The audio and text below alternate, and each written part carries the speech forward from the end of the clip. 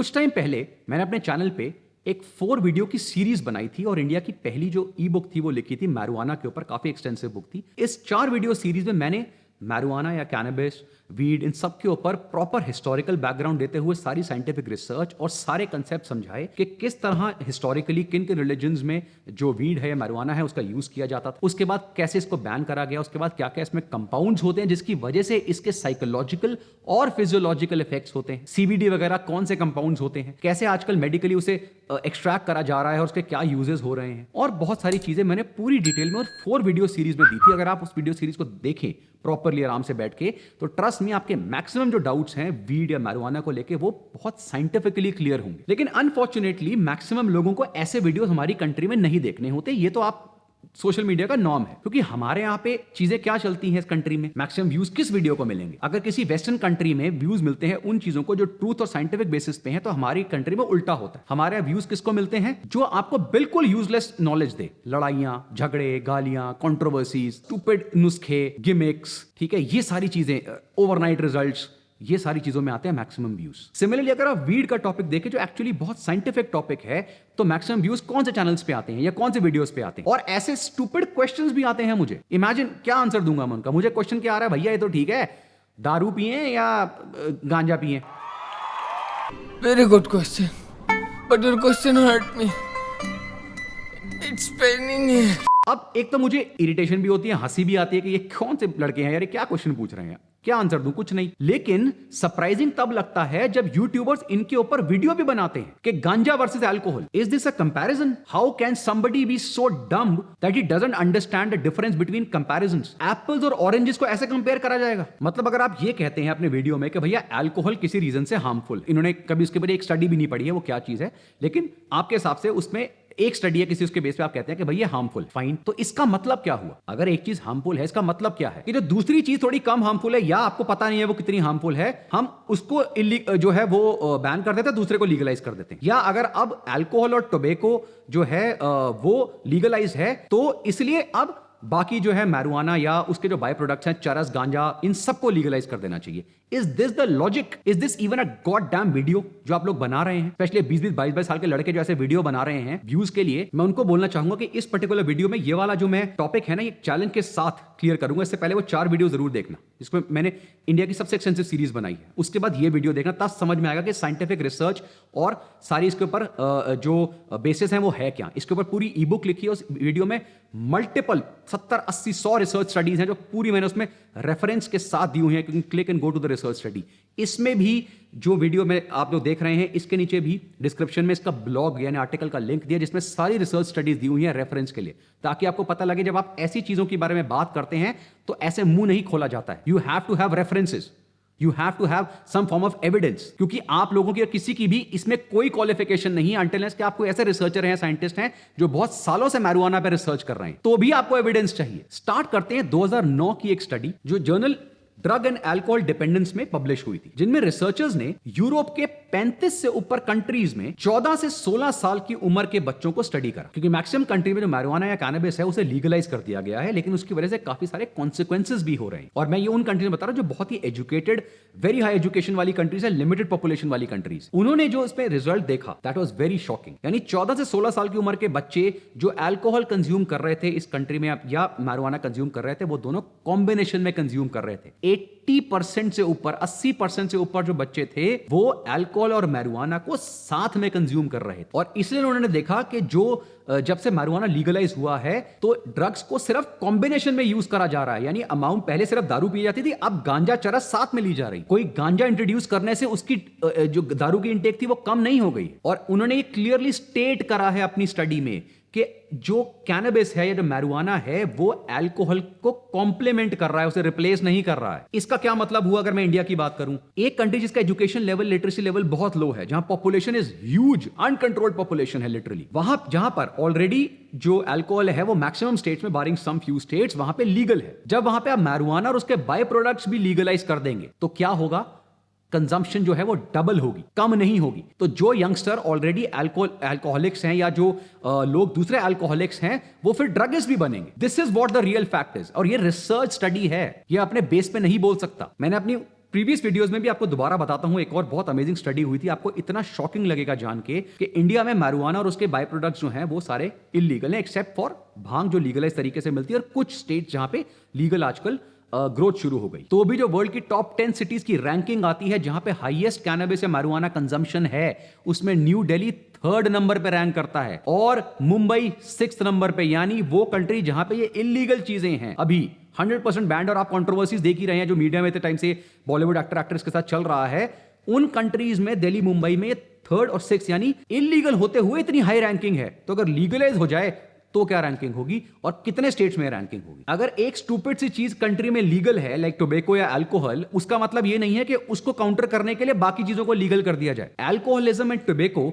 Is already a big menace, ये already बहुत बड़ी प्रॉब्लम है, आप देख ही रहे हैं। इट डजंट मीन कि everybody is addicted to alcohol और टोबैको, ऐसा भी नहीं है, क्योंकि addiction is a very different problem. लेकिन मैक्सिमम लोग जो अनकंट्रोल तरीके से लेते हैं, जो एडिक्शन से सफर कर सकते हैं, वो लोग जो करते हैं वो अल्कोहल से करते हैं। और ड्रग्स का मेनेस तो आपको पता ही है मल्टीपल स्टेट्स में क्या चल रहा है, जबकि वो इलीगल है। तो अब यही ड्रग्स अगर लीगल हो जाएं तो किस एक्सटेंट तक आप लीगल करेंगे, क्वेश्चन सबसे बड़ा ये आता है। दैट्स माय ओनली कंसर्न कि टिल व्हाट एक्सटेंट। 2014 में भी एक स्टडी में सिमिलर चीज करने की कोशिश करी गई कि भाई ये पता लगाया कि क्या अल्कोहल जो है उसको अगर हम हटा दें, उसकी जगह हम कैनबिस या marijuana को इंट्रोड्यूस करें तो क्या उससे बेनिफिट होगा। तो आंसर इज ऐसा कोई भी एविडेंस नहीं आया और ऐसी कोई स्टडी क्लियरली प्रूव नहीं कर रही है कि अल्कोहल की जगह marijuana को जो है इंट्रोड्यूस करा जा सकता है या उसे रिप्लेस करा जा सकता है marijuana से। अब एक स्टूपिड कंपैरिजन सुनने को मिलता है काफी सारी ऐसे स्टूपिड वीडियोस में कि भाई अल्कोहल से ना ज्यादा डेथ्स होती हैं as compare to marijuana। Really is this a comparison? जब भी सब्सटेंस अब्यूज और उससे हार्मफुल इफेक्ट्स की बात आती है तो हमारे दिमाग में अल्कोहल या टोबैको या marijuana ये पिक्चर्स आती है। तो इसका मतलब क्या है कि जो इससे ज्यादा पोटेंट ड्रग्स हैं जैसे एक्सटेसी, हेरोइन या LSD या और बहुत सारे जो मेथ्स वगैरह जो ड्रग्स हैं जो मार्केट में अवेलेबल हैं, क्या वो हार्मफुल नहीं है? वो इनसे बहुत ज्यादा पोटेंट है, बहुत ज्यादा डेंजरस है, लेकिन नंबर ऑफ पीपल जो उनको कंज्यूम कर रहे हैं वो बहुत कम है। इसलिए रेशियो जो आता है डेथ्स का ऑफ कोर्स डिफरेंट होगा। इसलिए किसी सब्सटेंस का रिस्क कितना है, वो सब्सटेंस किस अमाउंट में कंज्यूम किया जा रहा है, कैसे कंज्यूम किया जा रहा है और कौन सा ऐसा सब्सटेंस है जो कंज्यूम किया जा रहा है, वो सारे फैक्टर्स कंसीडर करे जाते हैं। इसलिए ये कोई भी कंपैरिजन नहीं है, वेरी डम कंपैरिजन कि अल्कोहल से ज्यादा लोग मर रहे हैं और उससे कम मर रहे हैं। प्लस जब आप हार्मफुल इफेक्ट्स की बात करते हैं तो हर एक का हार्मफुल इफेक्ट अलग होता है। अल्कोहल के साइड इफेक्ट्स अलग हैं, टोबैको और उसके बाय प्रोडक्ट के साइड इफेक्ट्स अलग हैं, marijuana और बाकी ड्रग्स जो है उनके साइड इफेक्ट्स अलग हैं। ऐसे साइड इफेक्ट्स को कंपेयर नहीं करा जाता है। हर एक इस चीज से इमीडिएट डेथ्स नहीं हो जाती। फॉर एग्जाम्पल अल्कोहल से अगर हम फिजिकल हार्म वगैरह की बात करें तो ड्रंकन ड्राइविंग से जो एक्सीडेंट्स होते हैं, डेथ्स होती हैं, हम उन्हें काउंट कर सकते हैं। लेकिन स्मोकिंग से ऐसा कुछ नहीं होता, तो इसका मतलब anybody should smoke. Comparison, this is not a comparison. Smoking से अपने हार्म होते हैं, फॉर एग्जांपल लंग कैंसर। अगर एक्सेसिव स्मोकिंग कर रहे हैं तो that is cancer is one of the major reasons for smoking and tobacco. तो आप ये थोड़ी बोल सकते हैं क्योंकि लोग जो हैं वो एक्सीडेंट से कम मर रहे हैं स्मोकिंग से, तो सारे लोगों को गुटखा चबाना चाहिए और सिगरेट पीनी चाहिए। This is no comparison. Similarly जब हम marijuana और उसके बाय प्रोडक्ट्स यानी चरस, हशीश, गांजा या उसके अलावा जो बाकी ड्रग्स हैं, जब उनकी बात करते हैं उनके अपने अपने डिफरेंट साइड इफेक्ट्स हैं।